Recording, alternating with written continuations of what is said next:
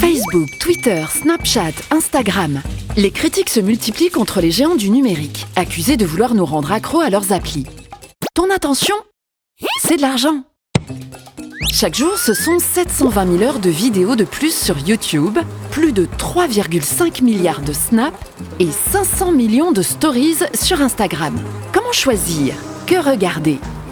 Les réseaux sociaux et les entreprises manipulent nos cerveaux pour capter notre attention au milieu de ce fatras et nous rendre accros. C'est ce qu'on appelle l'économie de l'attention.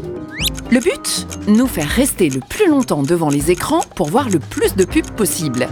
Par exemple, avec les notifications.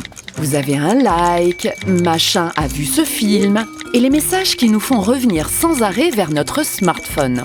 Ou des infos débiles et accrocheuses comme là, j'ai lu la maigrissante miracle.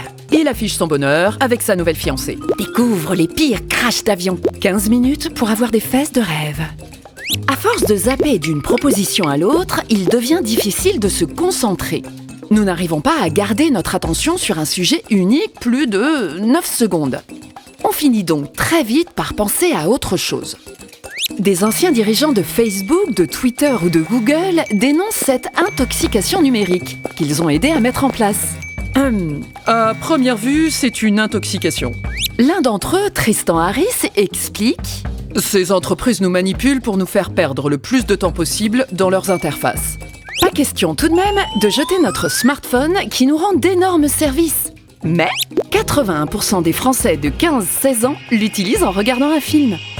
Et 76% des adolescents le consultent toutes les 10 minutes. Et toi, as-tu déjà compté? Teste donc pour voir.